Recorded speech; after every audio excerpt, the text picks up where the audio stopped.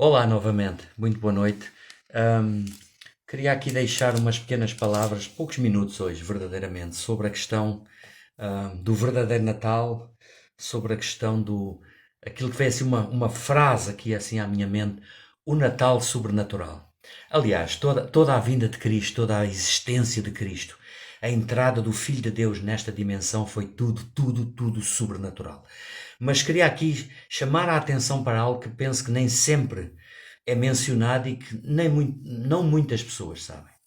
Que Deus não deixou nenhum detalhe ao acaso. Existem 332 profecias no Antigo Testamento sobre a primeira vinda de Cristo, que se cumpriram à risca cada uma delas.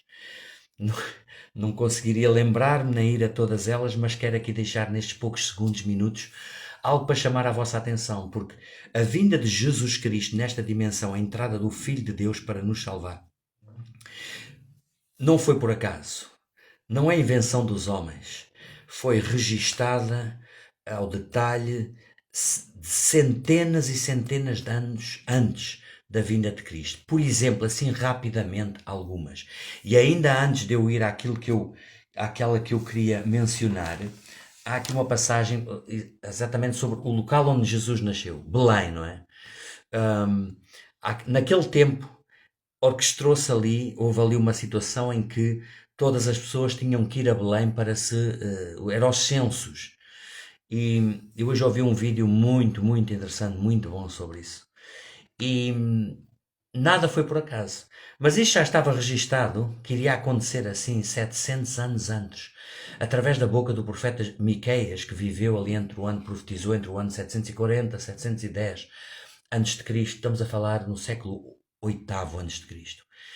E ele diz assim no versículo 2: E tu, Belém, pequena demais para figurar como grupo de milhares de Judá, de ti me sairá aquele que há de reinar em Israel e cujas origens são desde os tempos antigos, desde os dias da eternidade. Ou seja, já 700 anos antes, Deus já estava a profetizar, a dizer onde é que ele iria nascer. Nunca haverá qualquer dúvida, nunca haverá qualquer desculpa para que as pessoas algum dia possam dizer que não sabiam, que não acreditam. Agora volto só aqui, portanto, também abri aqui em Isaías, capítulo 9. Isaías também foi contemporâneo de Miqueias, estamos a falar também do 700 anos antes de Cristo. O profeta Isaías falou muitas profecias, falou muito sobre a vinda de Jesus, no capítulo 53, que ele iria padecer. Eu, se tiver tempo ainda lá vou, porque esse capítulo parece que é muito normal para mim e para milhões no mundo, mas há muita gente que não sabe. Sabe que os próprios israelitas, os religiosos israelitas, na Bíblia, na palavra de Deus do Antigo Testamento, eles cortaram esse capítulo. Eu estou a falar algo que também me foi ensinado, porque não acreditavam, é óbvio demais que está a falar de Jesus Cristo, mas eu já lá vou. Aqui no capítulo 9 de Isaías, no versículo 6, diz assim, sobre o Natal, sobre o nascimento de Jesus. Porque um menino nos nasceu, um filho se nos deu, o governo está sobre os seus ombros e o seu nome será Maravilhoso, Conselheiro, Deus Forte, Pai da Eternidade, Príncipe da Paz. Mais claro que isto, só esta agora aqui, no capítulo 7 de Isaías, sobre a questão de Jesus ter nascido de uma virgem. Isto foi escrito 700 anos antes. Capítulo 7 de Isaías, versículo 14.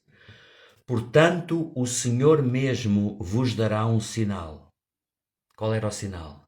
Diz aqui: Eis que a virgem conceberá e dará à luz um filho e lhe chamará Emanuel. Emanuel quer dizer Deus conosco. E agora eu quero ir aqui, não tinha planeado isto, mas vou aqui a Isaías 53, porque mais óbvio que isto. Mas antes de ir aqui, eu falei em 332 profecias e falar que a vinda de Cristo, o Natal, é sobrenatural, nada foi ao acaso, não foi invenção dos homens. Para que aqueles que creem se fortaleçam ainda mais e não haja a mínima dúvida que Jesus era o Filho de Deus. Tudo foi planeado, todos os detalhes da vida de Cristo e ninguém ficará sem desculpa. Ninguém terá desculpas. Todos terão uma oportunidade de reconhecer Jesus Cristo como o Senhor e Salvador.